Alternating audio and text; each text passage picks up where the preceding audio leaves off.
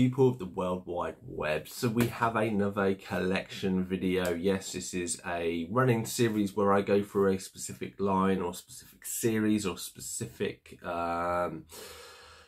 show or whatever's been created. You know, Turtles, it was like they'll be based on movies, or if it's by a company that made them.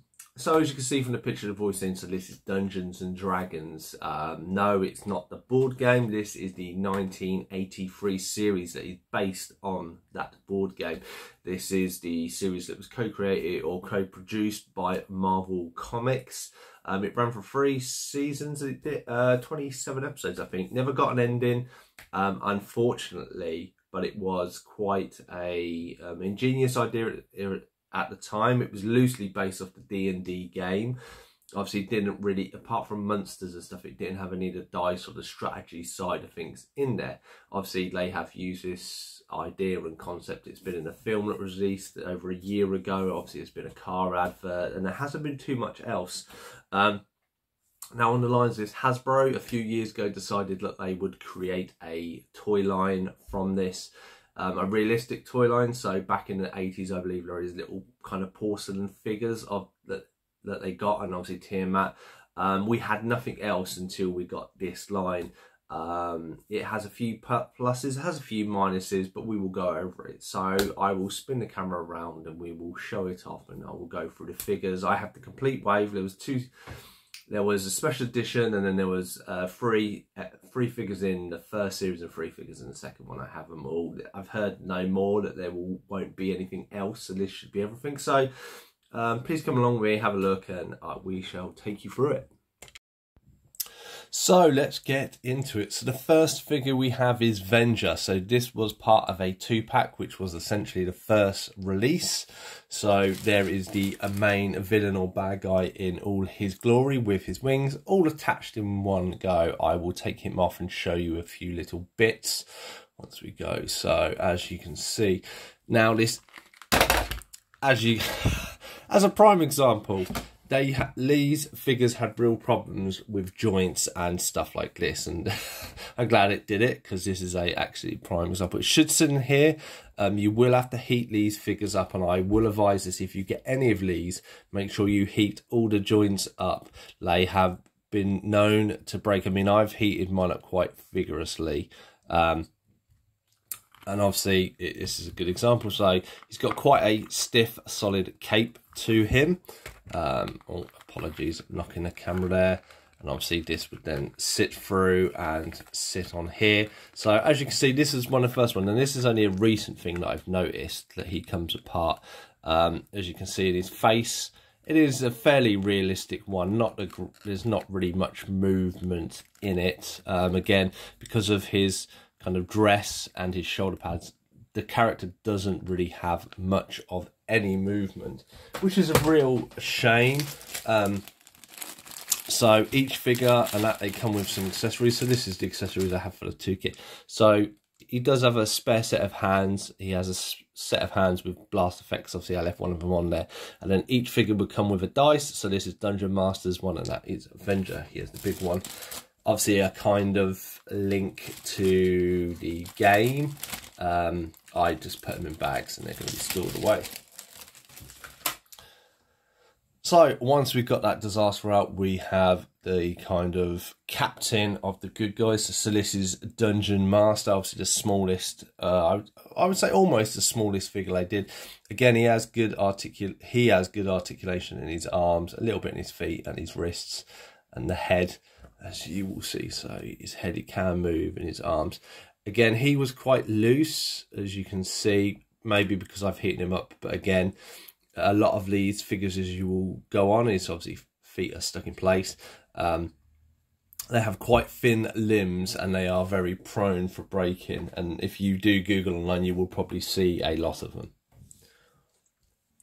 So next up we have is Hank. So he is the leader of the good guys here. He has his power bow there. Obviously it's fixed in place. It's really hard to kind of pose him for. Go a little bit of a close up. He also came with accessories. So you have a standard looking bow. So there we go. And then obviously, as all the other characters, he has a die with him. So next up we have is Diana. So this is Diana, the acrobat. So the all-lad ones. So Hank Clare was the hunter, archer, sorry. This is Diana, the acrobat. Obviously she has her staff with her. Also she has a spinning effect staff. And her die there. So not too many accessories, but I mean it's good enough for you to pose them as they are. As you will see, and as I highlight this on there, you see, probably if I use my little finger, you can kind of gauge how thin these little joints are.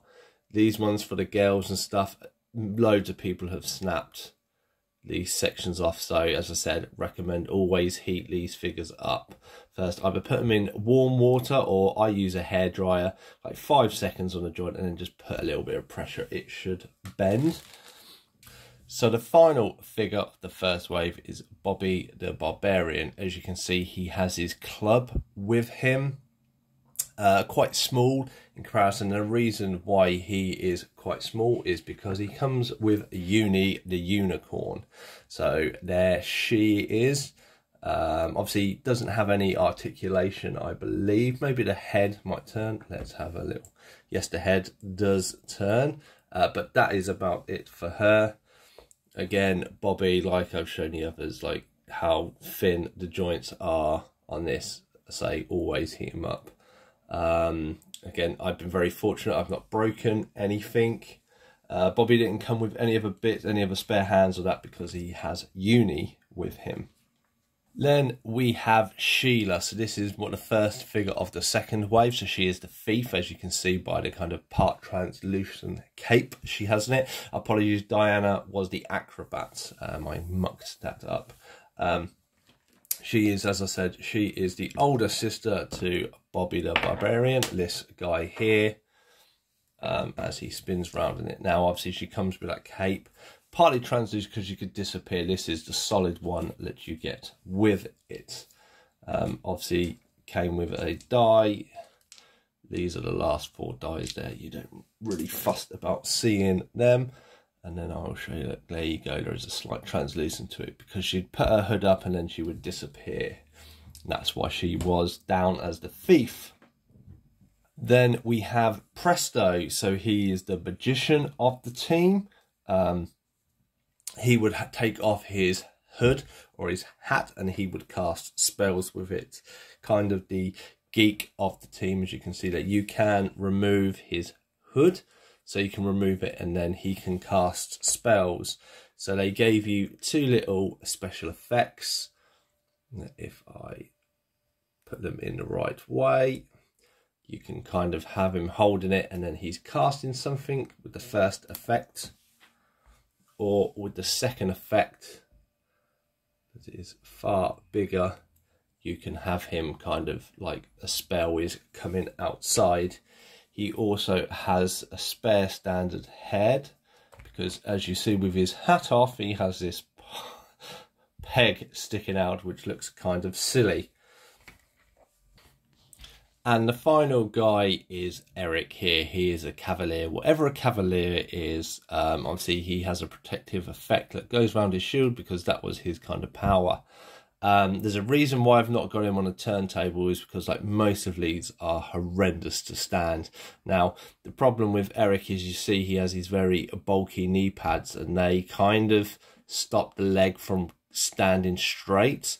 Obviously, he then holds a shield, so all of his weight is kind of tipped that way. Very solid, hard plastic kind of skirting bit to his there, and his cape's a little better. But yeah, it just, his legs are, as you can kind of see from the side one, they can never really stand straight, and with the weight of the shield, it just throws him off completely.